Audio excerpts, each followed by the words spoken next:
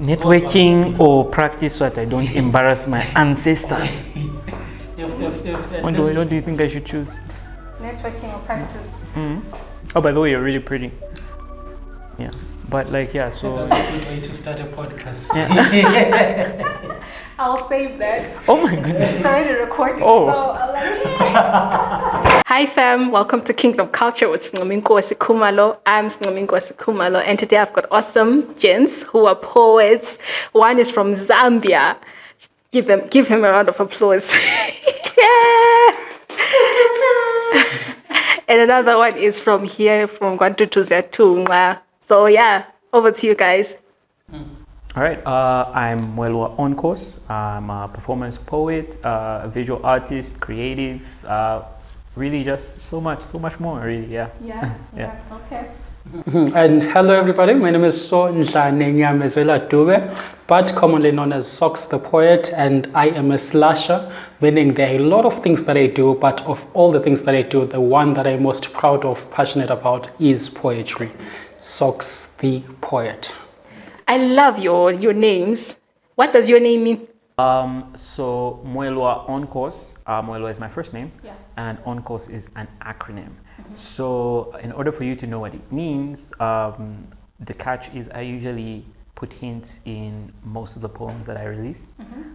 Very few people have been able to kind of figure out what the acronym means, but a hint, the name of your podcast is? Kingdom Culture. It's kind of related to that a little bit, so that's a hint. Yeah. So some people say on course like sine, cosine, tangent. Some say like on course. Are you on medication on a course? You know, so like people have got their own versions, but yeah. So it's kind of related to the title of your podcast actually. Yeah, that's a hint. So Vele, you're just gonna leave us in suspense. Yeah. Listen to my stuff if you really want to find out. Right? Okay. There are two ways you can know. Listen to my stuff or be my partner. Really, yeah, like those are the two rules. So I think all my exes know what on course means because they look into my eyes and they say tell me, and I can't say no. It's like this is what it means. Yeah. So yeah. Look into my eyes. Right.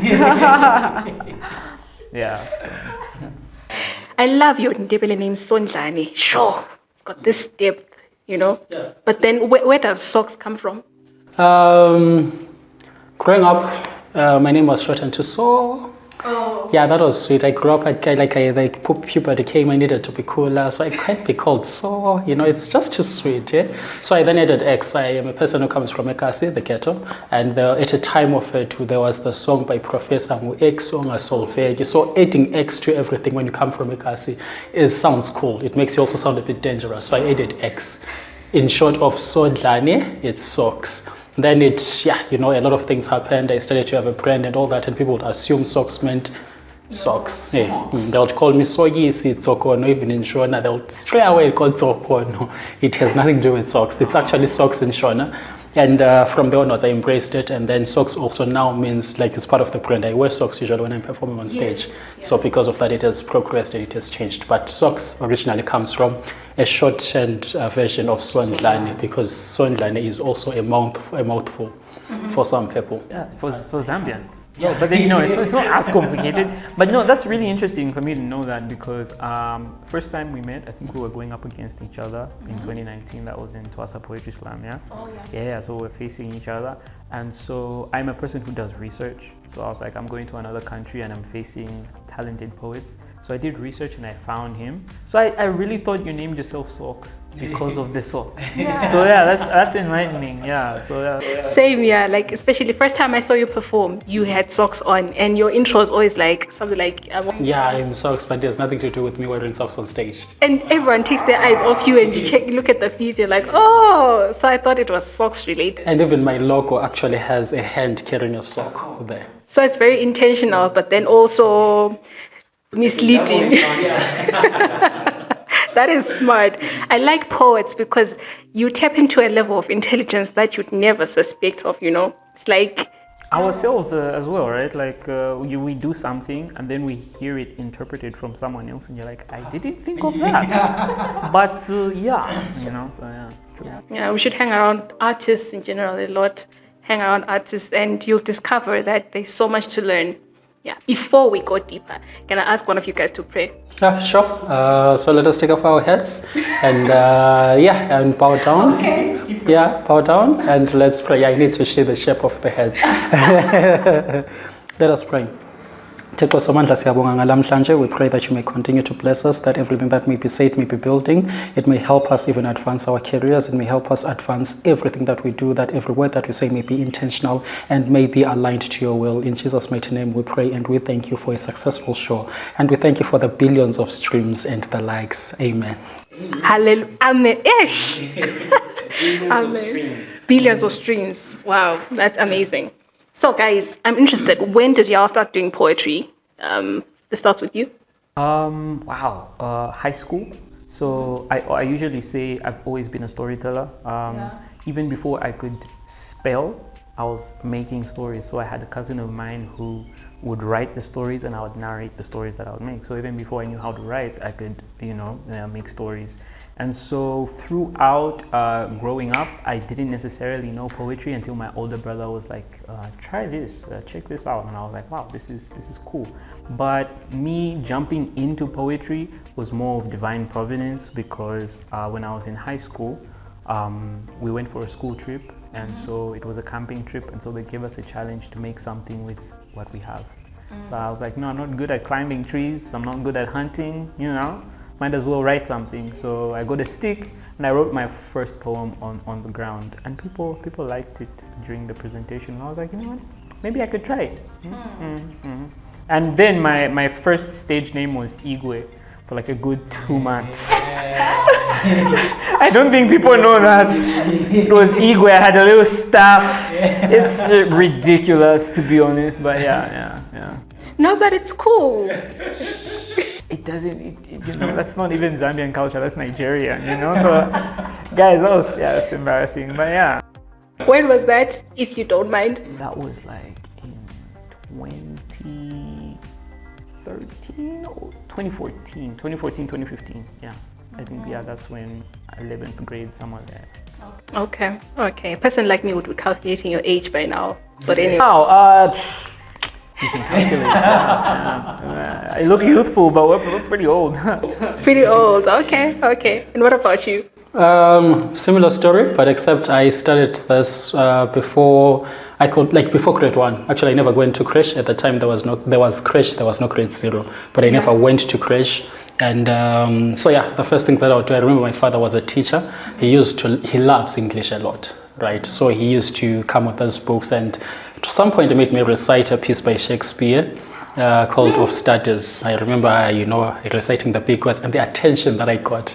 It was the best thing ever. Yeah. So from there onwards, I grew a liking. There was also a piece, I forgot the name of the writer, but it's a popular one, Try Again. It's a lesson you should heed, try again. If at first you don't succeed, try again, then your courage should appear. It's a popular piece. Yeah. It was hung at the wall where I used to stay, my aunt's place, and I would read it, and I realized I have a liking for this. So before then, I kept on reciting, even in assembly. I joined public speaking first because that was the popular form, and then Form 2, Form 1 in high school, I changed and joined the drama club, and in drama I will do a lot of lean towards the side of poetry.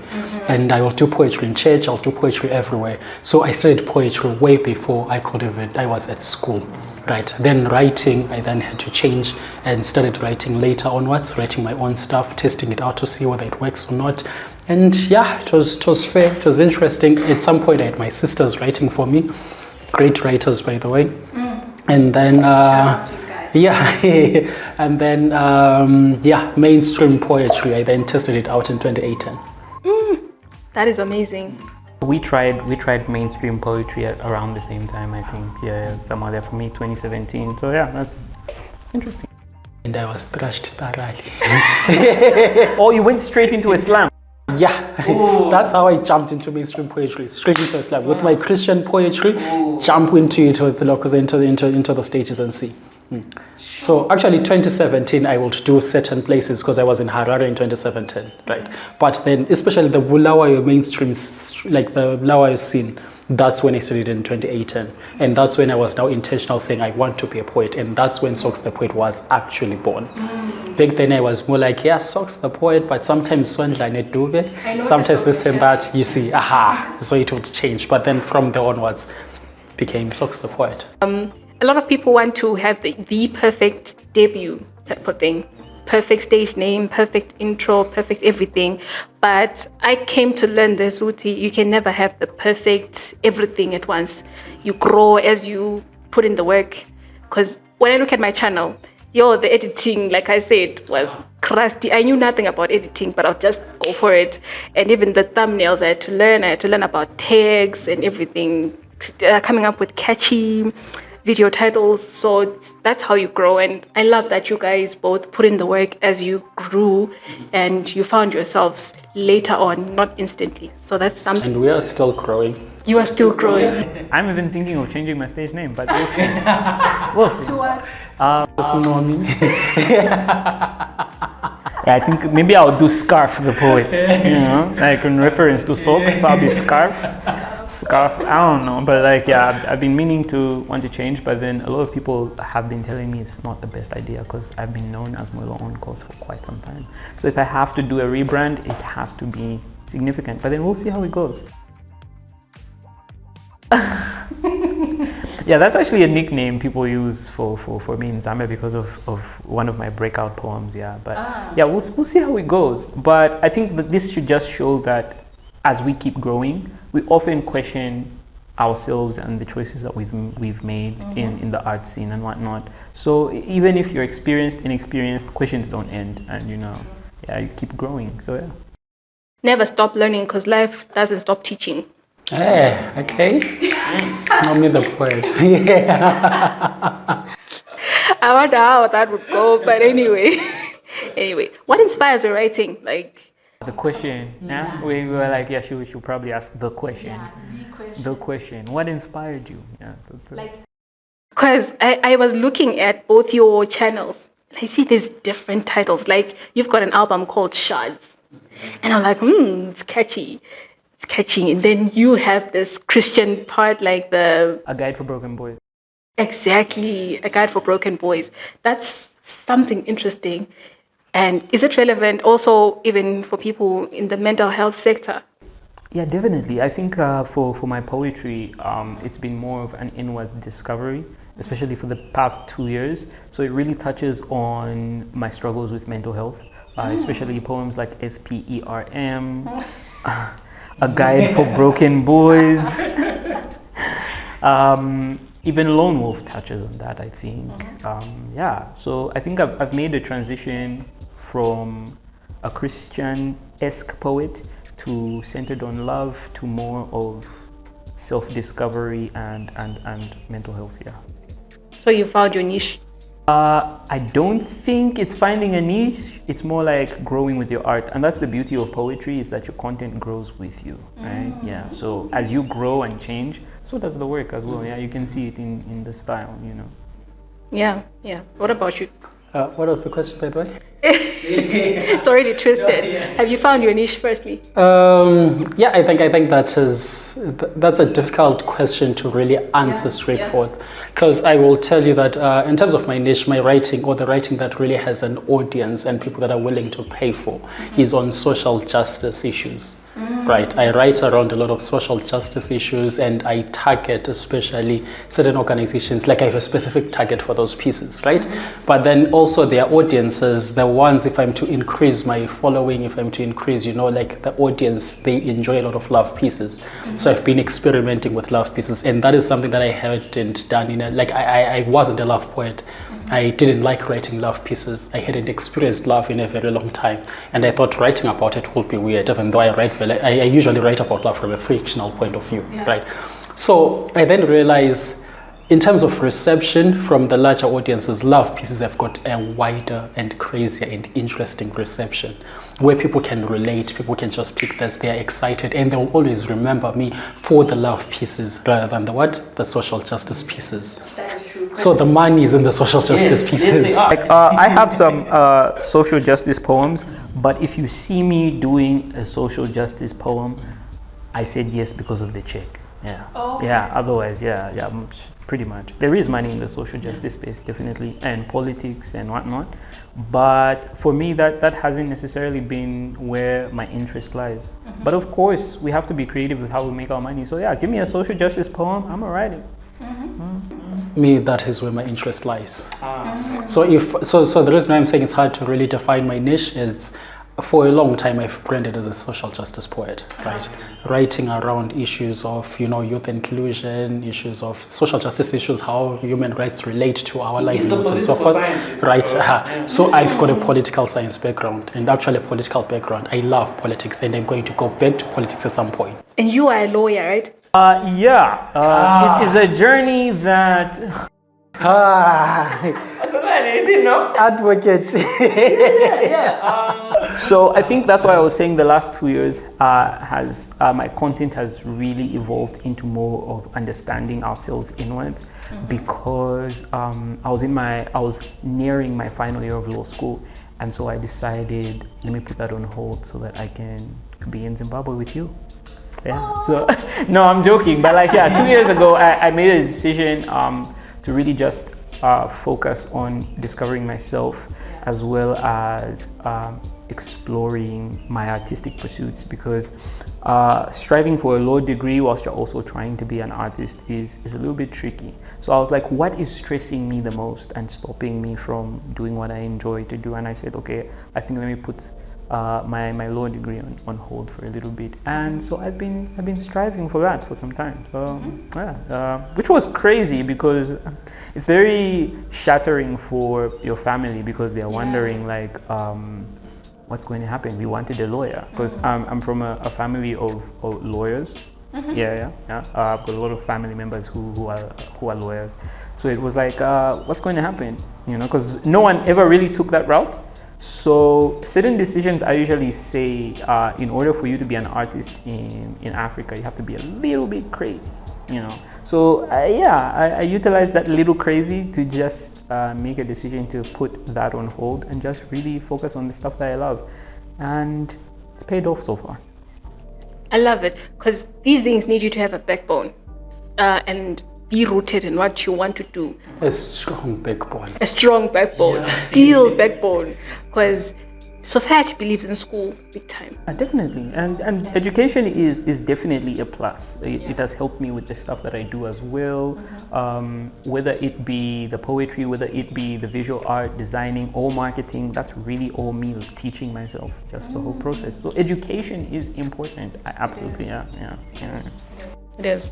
So I respect that, because I also didn't go to varsity, and people question like, when are you going to go to varsity, blah blah blah.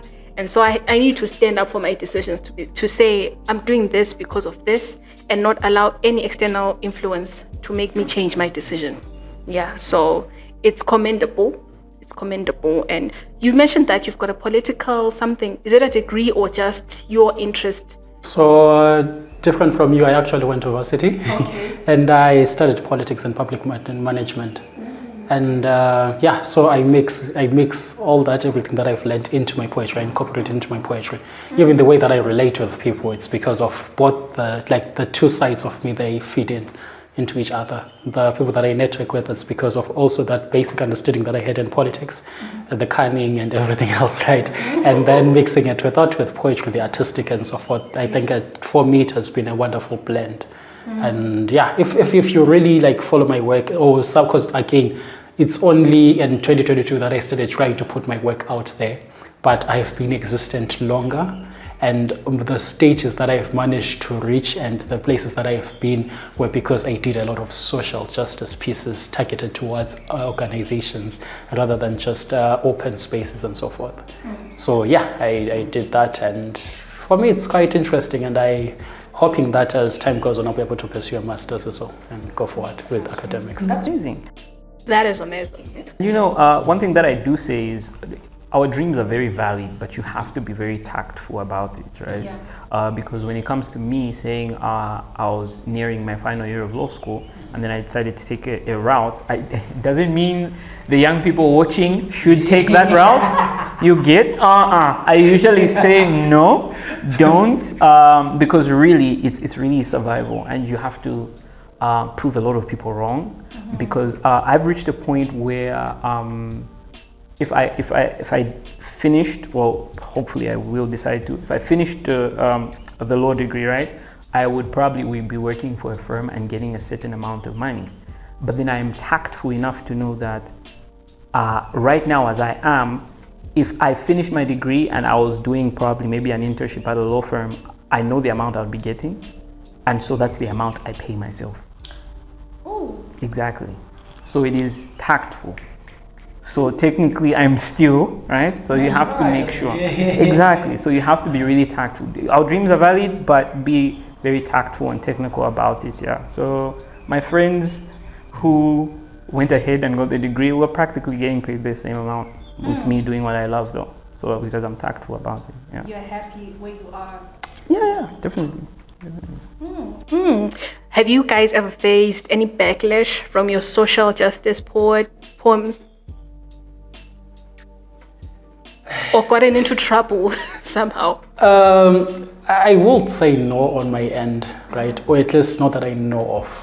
Because like I think we had a similar interview yesterday where I was saying that most of the pieces that I do, it's because of the audience that I usually go to. I'm not a person who's like, I speak a lot, yes, but I know when to speak a lot, right? I know the people to talk to and so forth. So especially around social justice issues, I am always and often careful where and when to say this thing. So to have a direct confrontational backlash where people are saying because of this, what I can then say is there are people that have feared that I might have a backlash. Right, I have had cases where even I myself have feared and then thought, no, let me pause down, because I can give you an instance. In 2017, there's a piece that I wrote called "Saved by Grace," right? And the piece, it's proper political satire, right? And it's talking about how during that time we had, Grace Mugabe.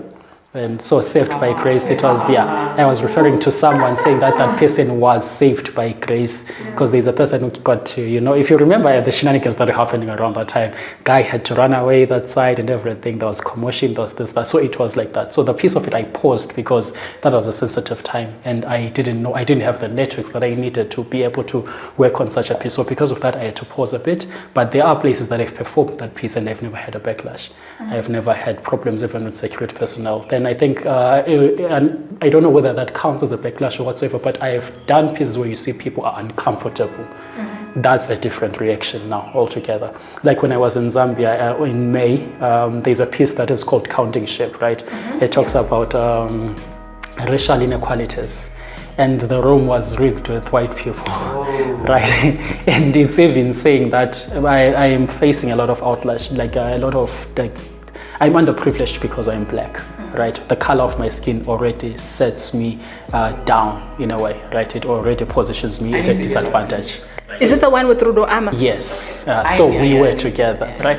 And they were there listening and all, and you see them. So that's how the lady comes and says, that was a high level event, right? With funders, people with money who are funding certain organizations. Then one of the ladies, a black lady, comes to me and says, "Thank you so much." I said, "Why?" He says, "So that piece, it really made those guys uncomfortable, but I loved that you managed to stand and speak the truth, because sometimes they need to know that even the age that is coming this side is because of what? Is because they are privileged.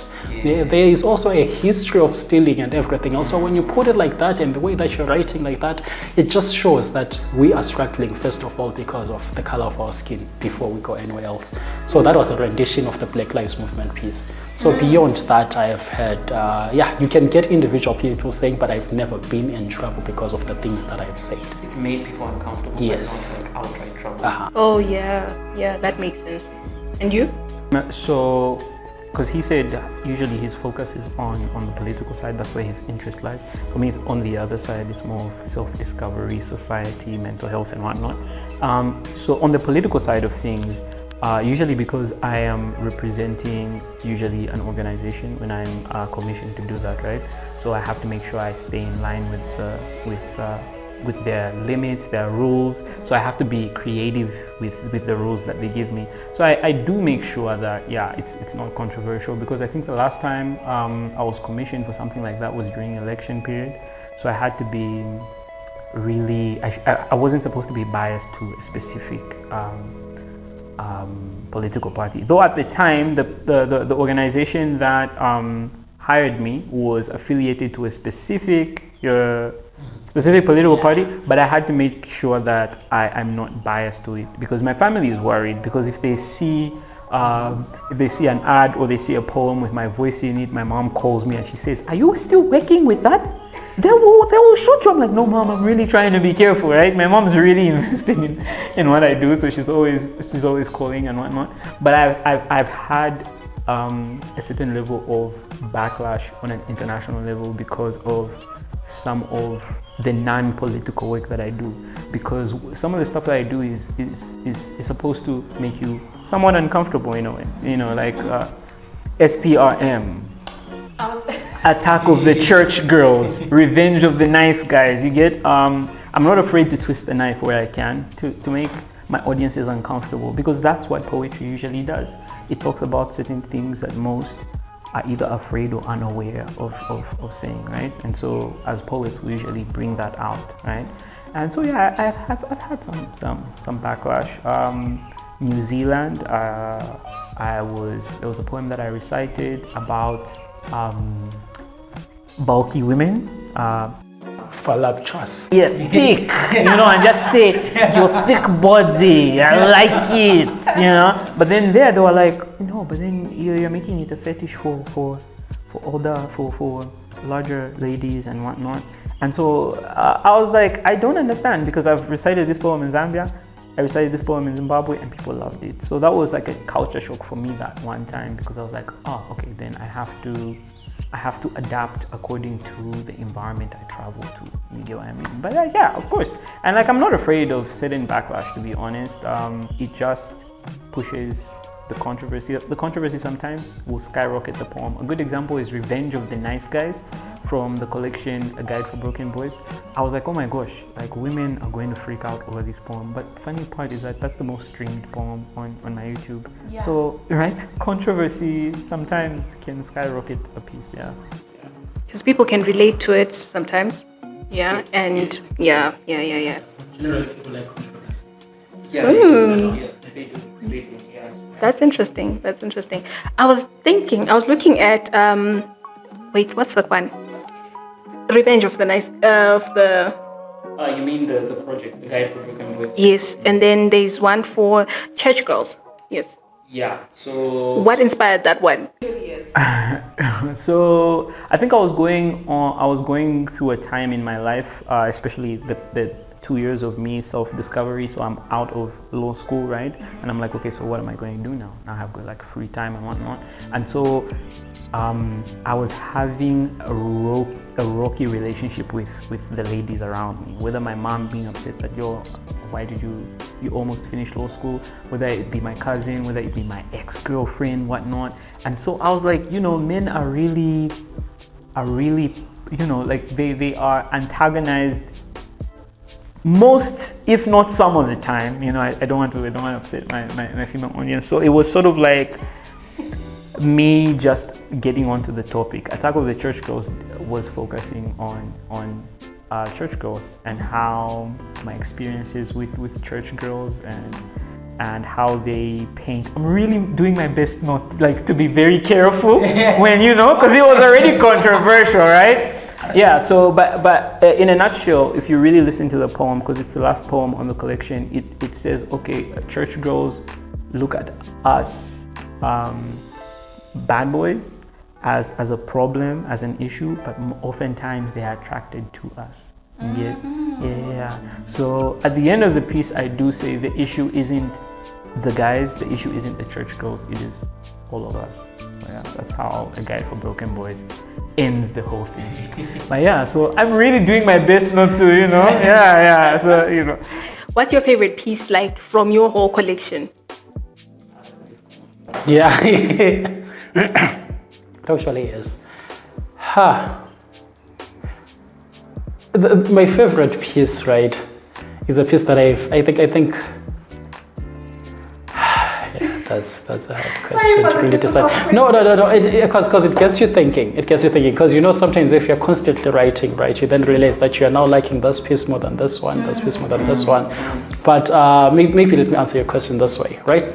My most impactful piece, like internally, right, is a piece that I wrote about my mother, but it doesn't have much of a reception because it's an emotional piece. It's actually the piece that was me testing it out for the first time on a stage, right? What's the title? It's called Conflict Itself.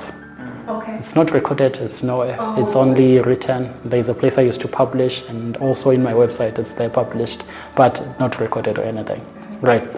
I like that one because for me it was me opening up for the first time about my mother.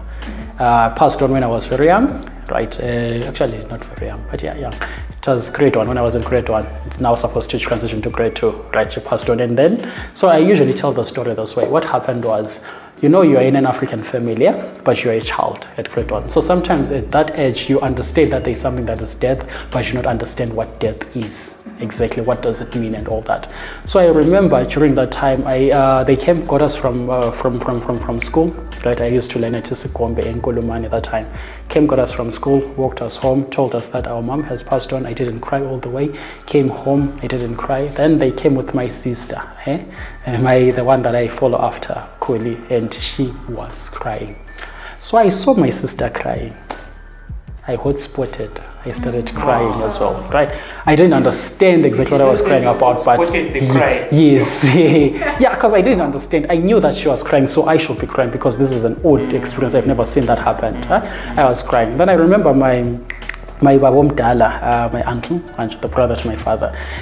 When he came in there, he had a bag of chips. And he said, stop crying. He gave me a bag of chips. I immediately stopped crying. And since then, I never cried about it. Really? Yeah, I never cried about it. I never really understood what it meant and all that, right?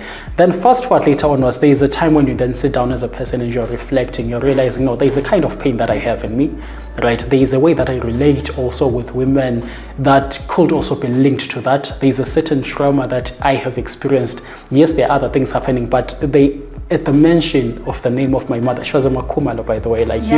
Yes, and at the mention of her name, when my sisters are sharing stories of how she was a good person, how she was lovely, how she used to laugh about this, I would feel left out because I never had much of an experience with her. And I would feel some kind of resentment as well, in a way, because I'll then feel like life became harder for me because she wasn't in the picture. So I had a lot of anger inside. So when I wrote that piece, I wrote it crying at the same time. Because I got to really bleed, like literally bleeding on the pen, and I was writing about it and everything. So when you listen to the piece, it talks about how how I'm at conflict itself, because it's called Conflict Itself, right? Saying I'm a casualty of a war I am destined to win. Death comes for us all. I forget, but it has a lot of connotations around even suicidal thoughts that come in, connotations around identity. I don't really know who I am. And then it comes again also on connotations of how in our society as a man you're not supposed to cry. So I have all these tears inside, but I just don't know how to express them. It talks about how like an onion, I'll never cry, I'll never tear down before men, even though I bite through the layers of my thick skin. I am playing both oppressor and oppressed. I am strong in my weakness. God is my only witness. I am a God in my own right. Right? So I'm talking about all those things. So it's really about me bleeding. It's really about me being genuine and crying for the first time. Right? So that's what the piece is about. But I think very few people have heard it, and the people that have heard it, they like it because they think that is the most genuine sentiments. Because the second time I performed, it was at a show called Baseline Thoughts. I literally cried. So people would think that's part of the act, but it wasn't, because it started also making sense as well. So the more I perform, it makes sense.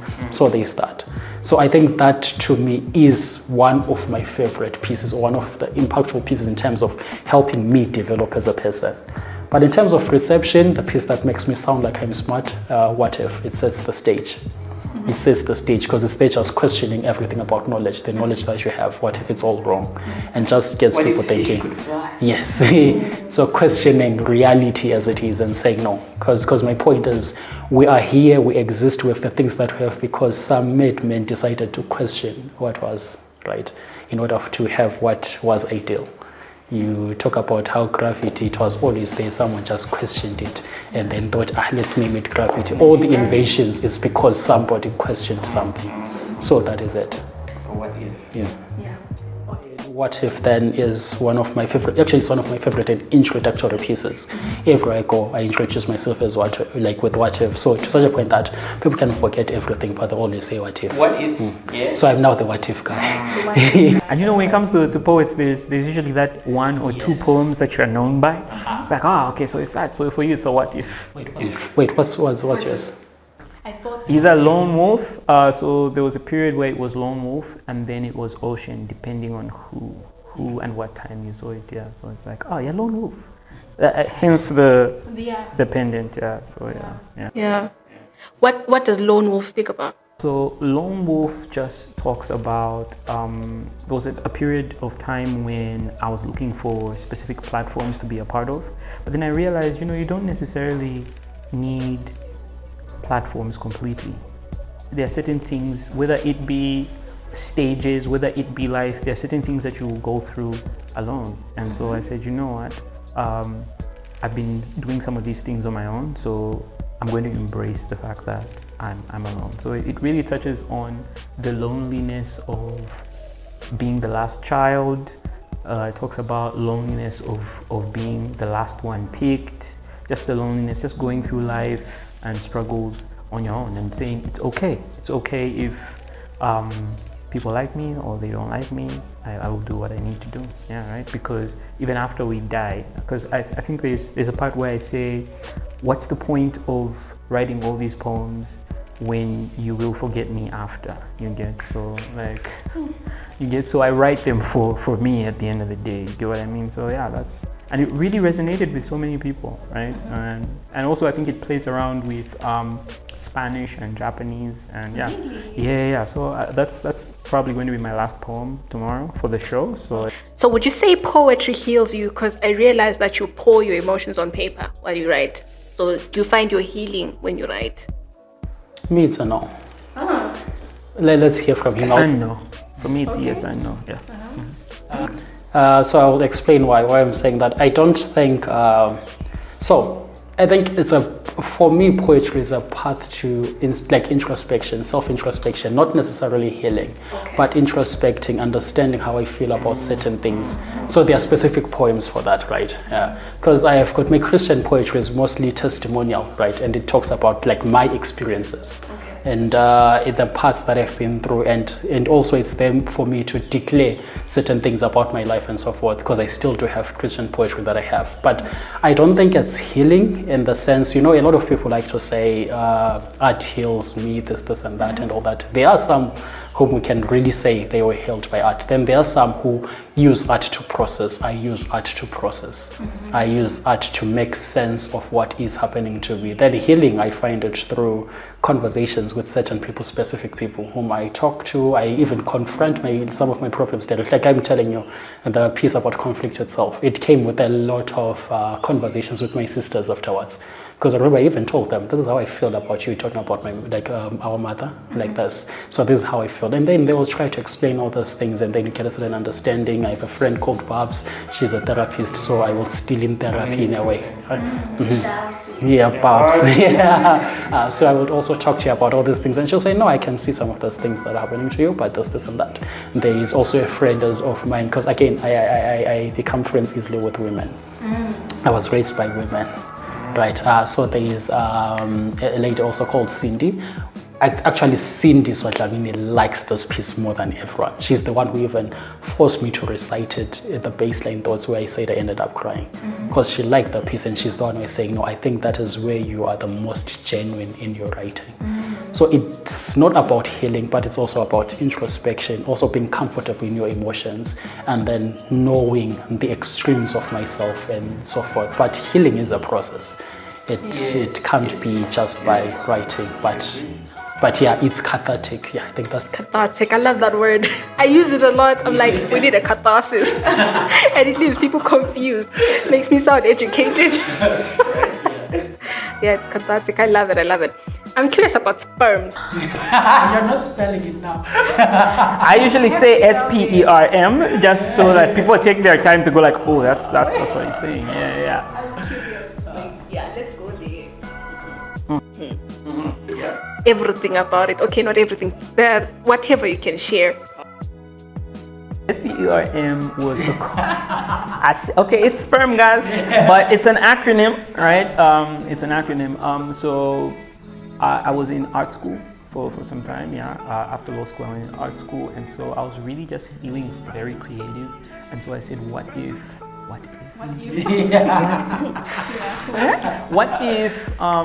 I added a social experiment to a poem.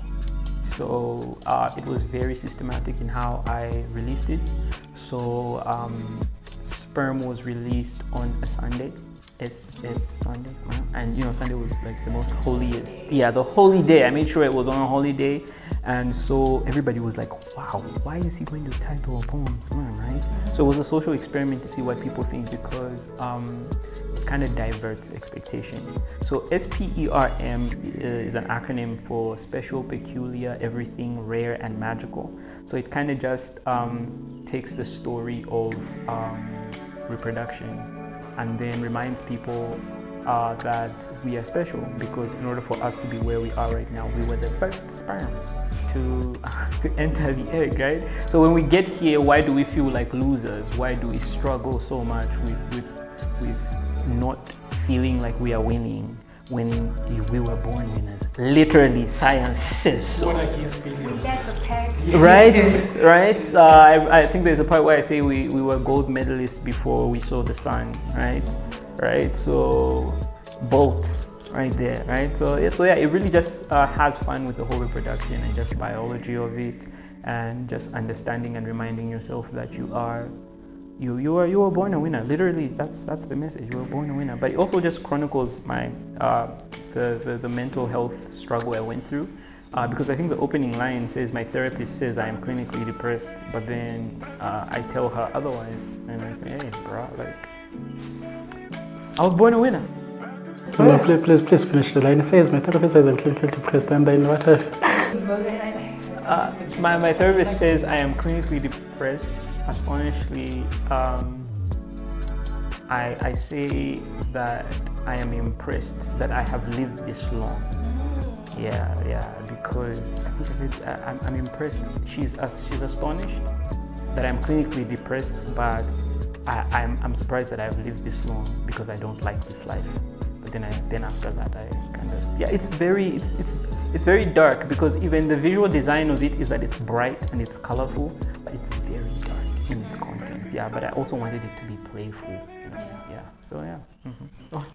When you listen to it, Vele, there's this picture that you see these images in your head, everything that you narrate, from the teenage boy, blah, blah, blah. Yeah. Please check it out. Yeah, no, you really should. I think that line was like 13-year-old boy discovering the wonders of masturbation. Yeah, it's like thank God we weren't the ones that left when the 13-year-old boy was discovered. Like, we survived, so we must be here for a reason, right? So yeah, it was God's plan, definitely. So yeah, and you know what the crazy part is? So that's one of the poems where people raised their eyebrows. I think there was a platform that said no, because the platform was sponsored by a certain company, and they were like, no, we don't want you to perform that poem. And I was like, I really want to perform that poem, right? And so I kind of felt bad, because I was like, did I go too far? But no, I didn't, because right now I have an organization called the Expression Lab Zambia. So what we do is we teach creative writing and spoken word poetry in 4 different provinces in Zambia. So it is a cross-country type of initiative, right? And so in order for me to start that organization, it was because of SPERM, right? Sperm.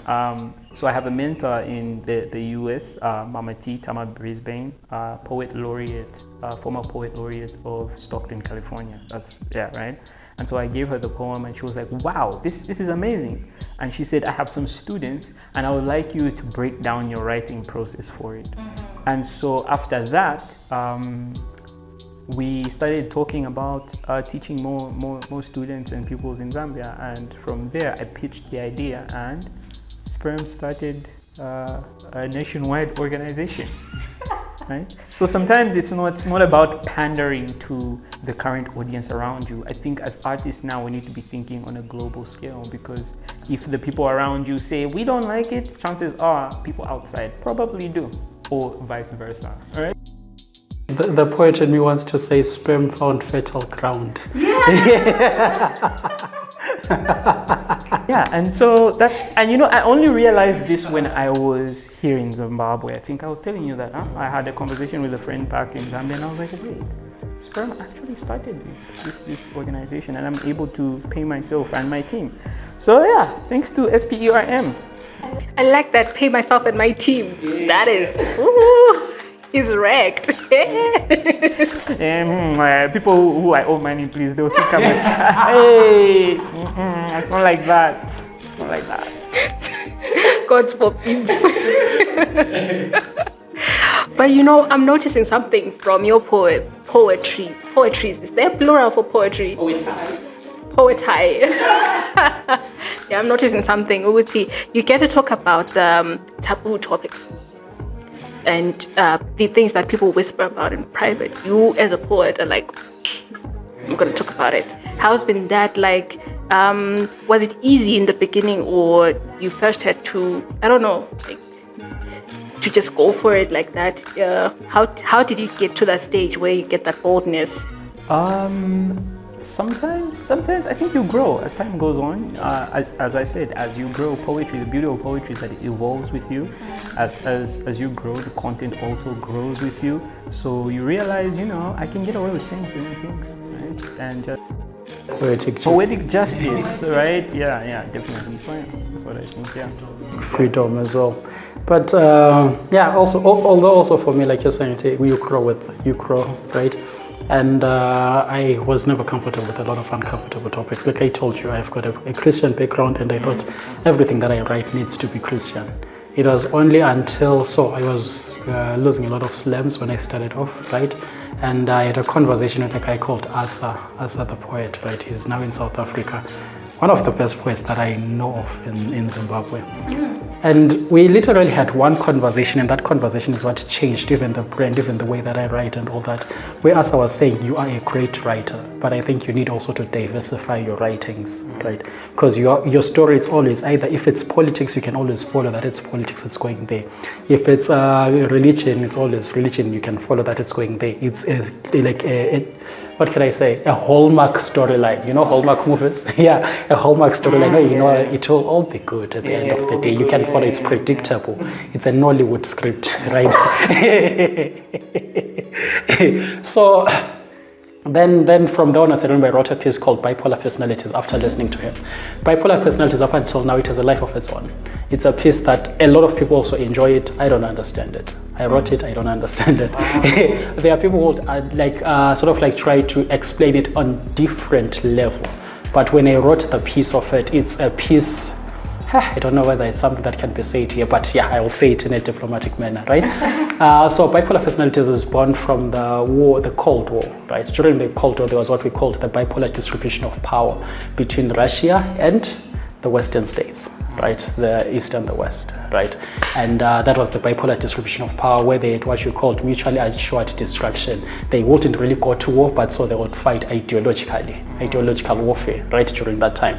And that's what was happening, right? Then secondly, bipolar personalities talks about actual bipolar personalities, you know, where you are extremely happy, extremely sad. There's no middle ground. Yeah, that's bipolar type 2.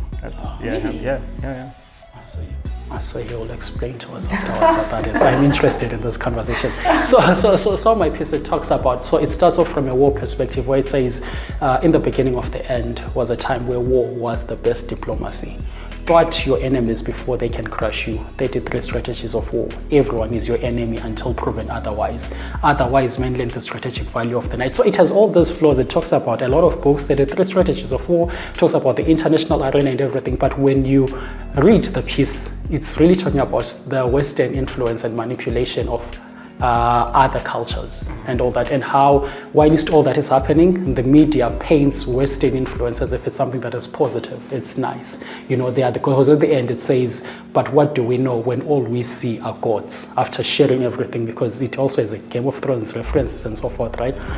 So the piece of it is uncomfortable in the sense of I have, now that question where you're saying if I've had backlash, I have had some form of feedback after that piece. Feedback? Yes, right. Passionate feedback. Yeah. So because the piece is not specific in terms of what country I am referring to, there is a platform where I performed that piece. There were dignitaries, ambassadors, right?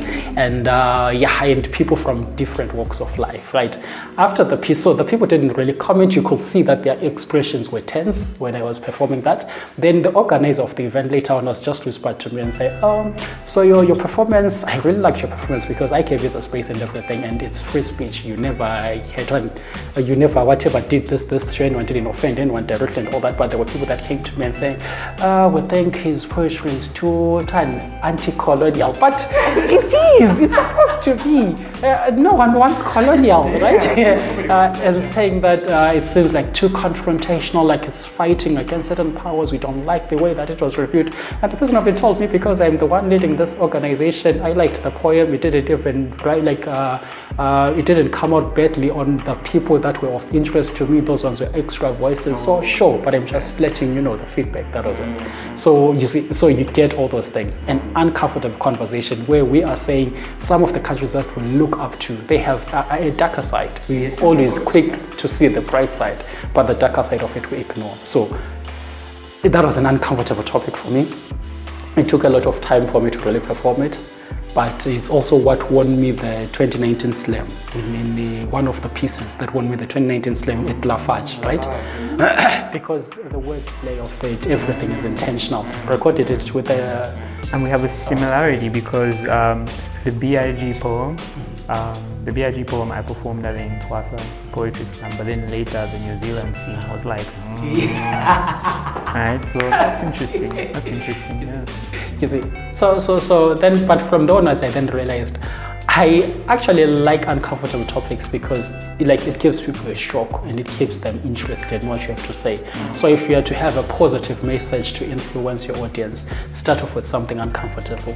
I'll even give you an example. Of there's a piece that I wrote about colorism, right? It starts off with dark and lovely cannot exist simultaneously. Dark and lovely. Yes, the shades of black, right? It says dark and lovely cannot exist simultaneously. It's either you're dark or you are lovely. I love you. Yeah. So the piece of it, there were people I remember. So I did have a backlash actually in the past, because I remember in varsity, this other lady just came and saying, one of them said, I don't like that you're saying such about dark-skinned women. I am dark-skinned and the way that you're saying it, but then I told her, you didn't listen to the entire piece. The whole thing. Yeah, because the whole thing talks about how you should love yourself as you are. It literally ends with love yourself as you are. Right? It talks against colorism, trying to change your skin color. Light-skinned one, listen to everything, but still because of their internal biases thought, so what are you saying about the light-skinned?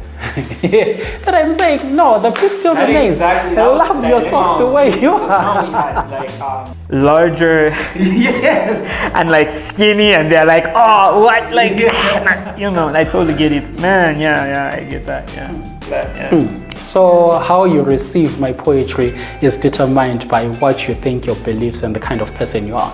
So if you think my poetry is shitty, then go and look in the mirror. Oh. Yeah. And one thing that I've told myself, I think after I went through a period of writing a guide for broken boys and then doing SPERM, very controversial. I reached a point where I was saying, if I'm scared to write it, I should write it. Yeah. If I'm scared, if I feel scared, like, I shouldn't write this, I should probably write it. Yeah, it gets me thinking even of the topics that I've been scared to talk about, because I've been like treading softly on some parts, but there are topics that I have to address. And I know with the generation that we are in, I'll probably be attacked. Maybe a word of advice on that. I think the best way to navigate controversial topics is also research. Yes. Be researched, have facts, know exactly what you're talking about, be grounded. The danger with tackling topics that are controversial when you're not researched is you will base it off stereotypes, of hearsay and all that. And people will really catch you on that. Because I think, please confirm, some of the pieces that I write myself, probably you do that as well. You'll be even, okay, for my political pieces, I can write a piece and, for instance, bipolar personalities, I can justify and say I was just talking about the bipolar side of people, right? And all that. There is always something that I can say about it, because it also has got parts where it talks about, there's a part saying to, we men thought it was right to be on top, confusion on confusion, right? But the way I wrote it, it's we and me men. We men, right? But then you listen to it, depending on how you listen to it, you are saying we men, right? But then again, because it also has its own, is it double or triple entendre, the way I wrote it. So I can explain certain lines the way that I want them. And pick whatever you want, go home. That's interesting. That is sure. So I want to give you guys a platform to perform your pieces, if it's okay. Just give the viewers a glimpse into your worlds. I don't know, is it putting you on the spot? I will have to start, because yesterday I did start. Yesterday I started. The radio interview actually. Zimbabwe has been fun so far. I think we've been busy, just trying to market the shows that we have. So definitely. Out of 10, how would you rate our country? Wow, you are putting me on the spot. All right, so I will tell you, because I have to travel to Harare on Tuesday or Wednesday. So after I head back to Zambia, I will send you a text. All right. What about Bulawayo? The city. It's not my first time being here. It feels homey. I think Sox is doing a great job. He's an amazing host. I think you guys are friendly, artsy. I've had so much fun so far. So I think on the weekend we'll definitely have more fun. So you should. Sox is actually he's a cool guy, because I remember even with the comedy fest thing, you accommodated. Is it Kanyiso? Yeah, so he's always there to host. Yeah, he's an amazing host, really, and he's been a great tour guide as well. So So every time I'm like, Sox, I want to take a picture of something. He's like, okay, cool, stand up, like let's do that. Go, So and I can't wait for him to come through to Zambia. Yes, I'm going to Zambia. If you want to visit Zim, Sox is your guy. He's your guy. Yeah, definitely. I can definitely vouch on that. So over to you, Ramro. You guys are putting me on the spot. So I think I'll do a little bit of something called upside down. Okay, cool. If you're like me, they say you're weird, but I say you're wired differently. Crisscross boy, you are wild, you anomaly. Don't be afraid to be different, to be gifted.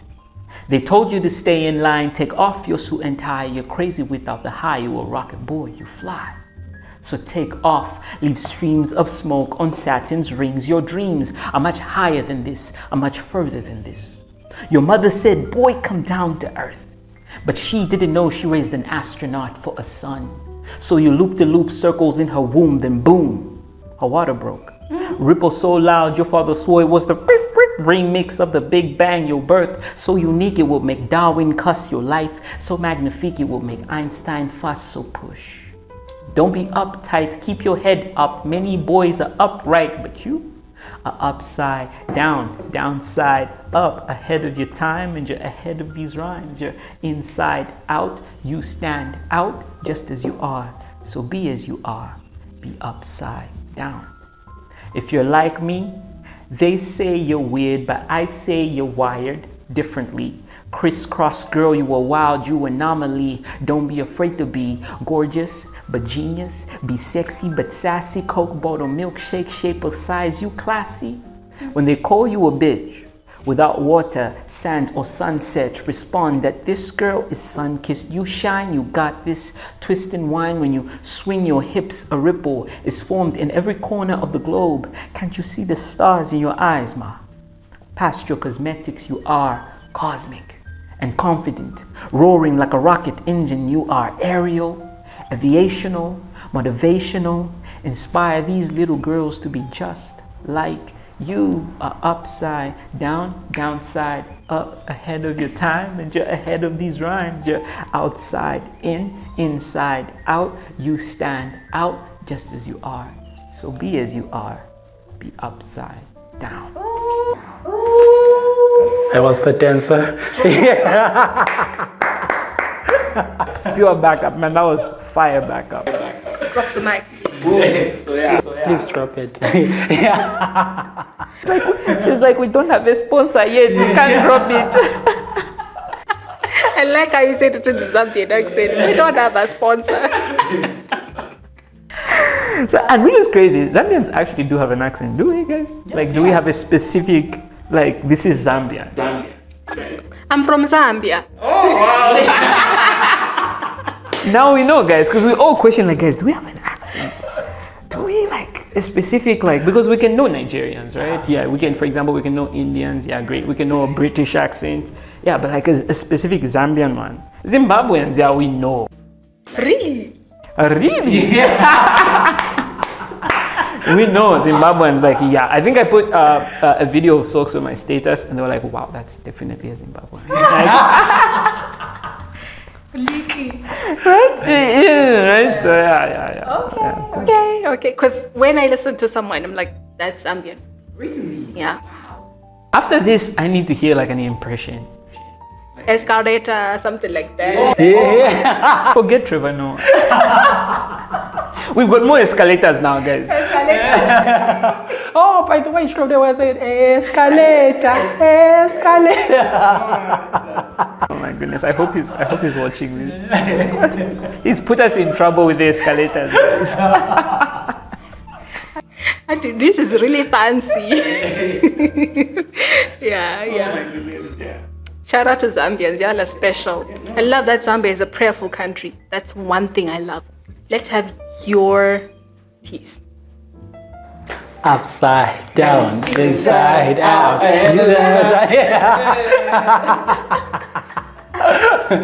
Let's see. Yeah,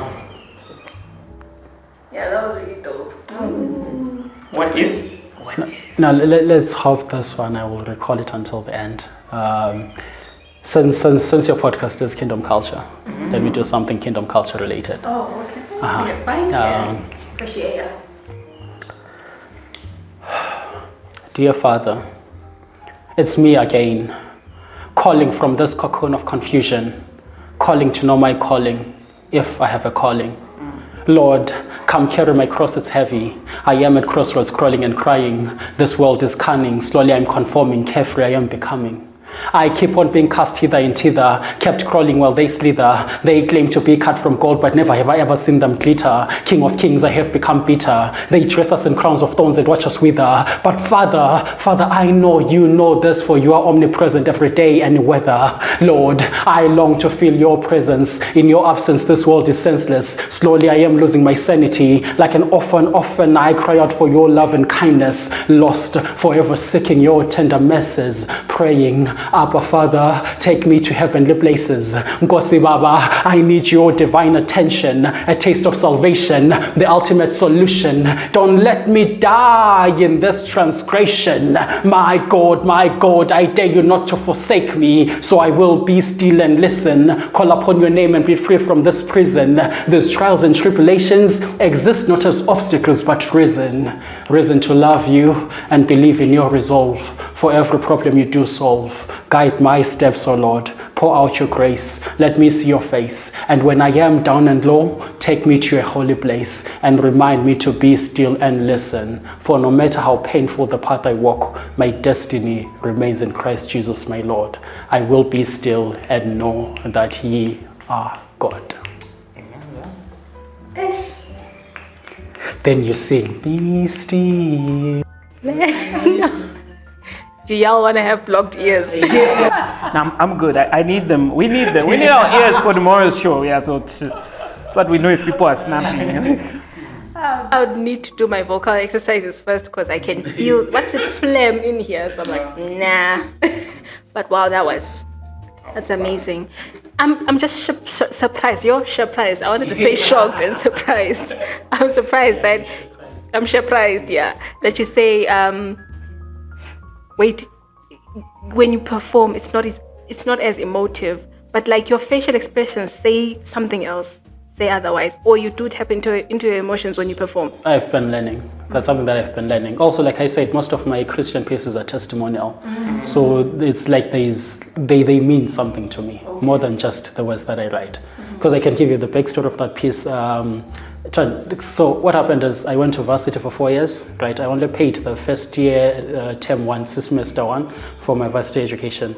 Up until 4-1, I hadn't paid my fees. I would find ways to negotiate and figure out how to stay in school and all that. Then my final year, I remember I wrote this piece when I knew that it was now crunch time. It's either I go home, I would have wasted my 4 years, right, going to university and then not being able to graduate because I haven't been able to pay fees, right? Secondly, I hadn't seen any of my results since semester 1. So I kept on just going forward. So there was a possibility that I pay my fees and then find that I failed other modules. So I could possibly need to be back in level 2. So what happened was during the 4th year, like the final year, after the Lafarge Poetry Slam, it was my final year in university, right, in 2019. So I won the Lafarge, because I remember the story of it. It's so why I say it's testimonial is I left school, it was during the school term, left school, told this other guy called Lambo, because I asked him to fix my laptop, I didn't have money. I said, I'll bring you your money from Mwelwa, I'm going to allow you to get my money. I didn't know whether I win or whatever, but I told him, I'm going to allow you to get my money. I left, came to the Lafarge, and there were a lot of big poets, poets that you've respected, poets that you've feared. They were there in that stage. But because I had told them I'm going there to get that money. Came here, I got the money, which was $1,000, and it was in bonds then, but it was close to 900 and something because the bond still had a lot of value, right? So I took the money, paid Labo this money, everything else to the school fees. Soon after that, I did a fundraising show at school because I still had a debt of around $3,000 something, which was supposed to be paid in 2 weeks before the exams. Did a fundraising show. From the fundraising show, directly from sales and everything, I raised something like $350 because I had to apply for money from the school to do a show there, because you can't ask money from the school and then put it to your fees. To do a show there and everything, I had to be tactful about it, and I did that, got 300. But then the next phase of the show was I was advertising and asking, having letters, sponsorship letters, people asking for them to just pitch and help me graduate. And I remember at the end of the show, I had a call from a company. They said, we saw this and that, how much do you need? Right, so I told them, then they said, no, we'll be giving you 900 for now. And directly the following day, it was deposited to my school account. Then others from other family members as well, they then decided to pitch in as well, and then managed to fundraise the money. And I think in 3 days, so within that 2 weeks, I managed to raise close to 3,000. So that piece is very personal to me because I was literally crying unto the Lord, saying, I feel forsaken right now. Because during that time, you will even be depressed. Like, I struggled with a lot of these things. So when he talks about how he writes about mental wellness issues, it's something that is also personal because I have been at a phase where I have been at my lowest, where suicide became one of those things that you think could be an escape.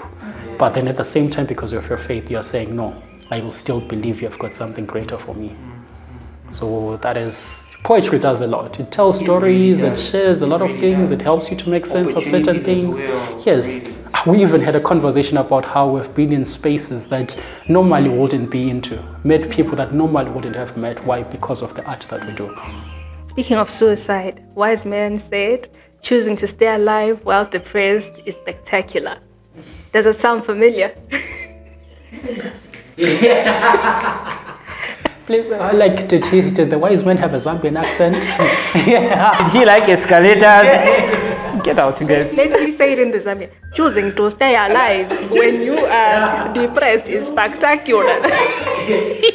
I can imagine you going to Zambia and he will invite you and they'll do the Zimbabwean accent on you. Definitely. Yeah, that was definitely from SPERM. Yeah, thank you. That was like the final line. Yeah? Choosing to stay alive while you're depressed is spectacular. So I respect that. I honor your faith, both of you guys.